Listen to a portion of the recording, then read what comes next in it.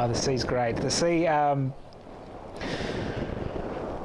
mean, it's across the road from our house. We see it every day, and you know, apart from a wonderful environmental sort of noise, it's also, we see people using it for recreation. You know, we always see the surfers out there, the kids are playing in it, the people fishing in it, and I have to say, it does disturb me to see a commercial-sized fishing boat near our beach, and I think it's, you know, it's everyone's right to be able to go down to the beach and collect some food, whether they're fishing, whether it's mussels off the rocks, and that's a really important part of why we live where we do. If we were to lose that, it'd be an enormous shame. We possibly feel a little powerless as to, you know, for example, if there is a large commercial fishing boat nearby, you know, why is it so close to the beach? You know, who allows it to be there? Is it allowed to be there? We don't know.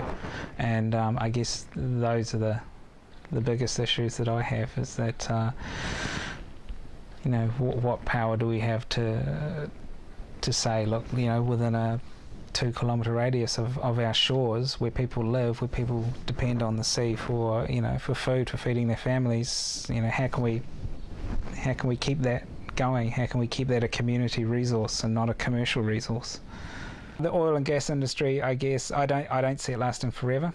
I think, yes, certainly there's still many years of resources under the ground, but I think that for the sake of New Zealand, for I mean anywhere in the world, we need to be looking at alternative fuels, and I would hope that instead of fighting that the oil and gas industry actually contributes to creating new resources, developing new ways to make biofuels, etc. So, you know, so all that years of knowledge isn't wasted and isn't used to fight, to continue to drag oil out of the ground, but is in fact used to develop new innovations and new fuels. I mean, if we look around, I think one of the most obvious sources of energy is the sea, the motion of the sea, and we haven't really learned how to harness that properly. The other one is the sun, but I think from a consistency point of view, it's probably the sea, and I think we need to look more into that. We've certainly got enough coastline, and enough. You know, it's not a still water.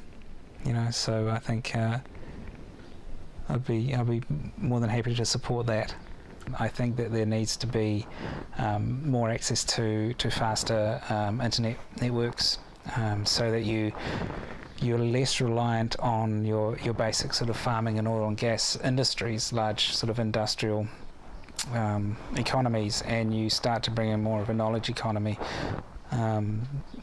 As far as sustainability goes, that has a lot of reflection on if you're working from home or you're working from a smaller office rather than a large building in a large town. You're using less energy, you know, you're using less fuels to get to work every day, less maintenance on the highways, so less traffic on the roads. There's a lot of benefits to actually people being able to work remotely, and I think too that then has a spin-off on family units as well. That sort of work is able to, for me to, there's enough there to keep me working at home, you know, earning a living, and I'll be doing work for people from Melbourne or from London or from Canada or from, you know, Uranui, Opunaki. You know, the way we work with those people is no different, apart from the obvious small sort of time zone glitches. You know, people are happy and happier to work through those channels. I think there's certainly room for many large companies to shave a lot of fat off, really. I know they did a big study in Switzerland where they said, you know, if one worker worked 1 day a week at home, and they totaled up as probably about 450,000 workers looking at their jobs could do that. it saved something like 270,000 hours in commuter travel time. It saved enormous amounts of power. It increased productivity for each person by about 30%, and so overall in the country it produced a sort of 2 to 5% more productivity. I would fully encourage that the companies look at that. I think it's the way that the future of working will going, especially when we're looking at energy consumption and trying to restrict that. Investment in infrastructure is the number one thing. We're hopefully getting an ultra-fast broadband.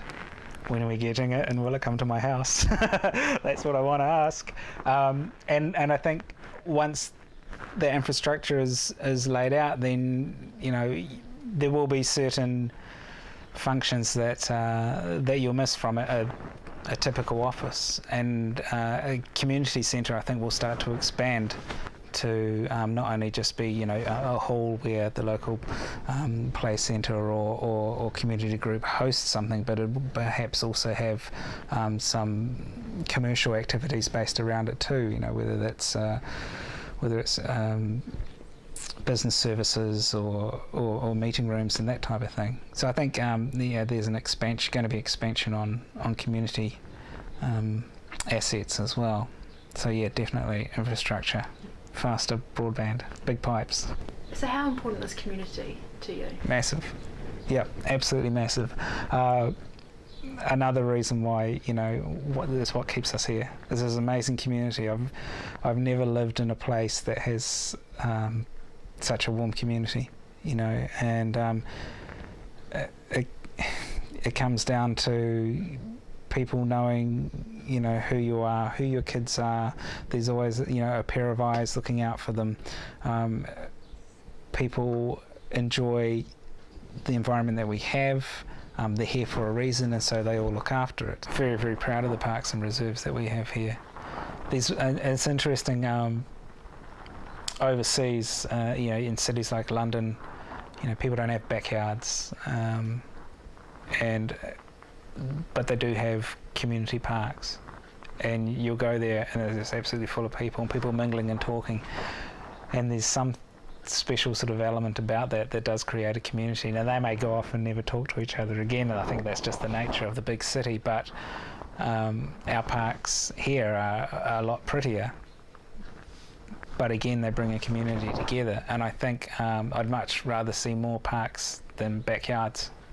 I don't like the idea of people fencing themselves away, so definitely enjoy the fact that we have a lot of parks and that they are looked after.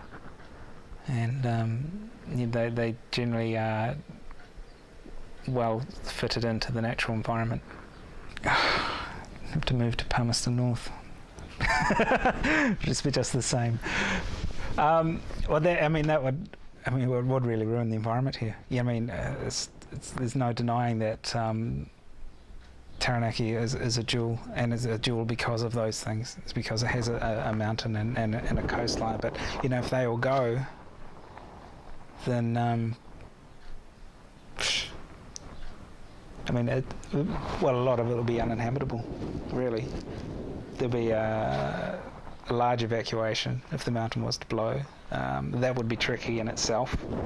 We have one bridge north, and if it does go, then south isn't going to be the direction you want to head. So there's a lot of consideration into if that were to happen. We're not prepared for it. We're really not. We'll totally ruin the economy. Absolutely. It would become too unstable for the oil and gas industry to be here. Farming, your soils will probably be absolutely ruined. Again, the same for any crops. I would imagine that it would be a ghost town. I think that we can only change on an individual basis, and that just comes down to your habits, and that comes down to reducing your energy that you use. It comes down to reducing the CO2 emissions by using public transport, by not taking the car for that second trip, just planning better too. And working, I guess, together as communities too. So you have whether that's bulk purchasing power or creating less waste by borrowing and sharing. They all seem little small insignificant things, but if they become habit forming, then that's when change starts to happen. But it's long-term change. No one's probably going to see the major effects in our lifetime. But it's it's something we need to do. We've become lazy, and through no fault of our own really, but that we've been able to develop choices for ourselves, and they just have proven not to be the smartest ones. Now I think people will get up to think of it a little bit smarter. So I think there is a certain amount of hype around the issue. I'm not denying that it isn't there, and I think it's served its purpose to really awaken people's ideas of the fact that we can't continue to burn resources and carbon emissions like we have been. But I think that again it's going to be a driver for change. Not it's not a message of doom. It's not going to be the ultimate end for all of us. I would have to admit, there will be some change to landscapes, to coastal communities that are going to be affected by rising sea levels. It's just such a hard thing to actually comprehend, on a day-to-day basis, or even within our lifetime. It's too hard for me to visualize. Yeah.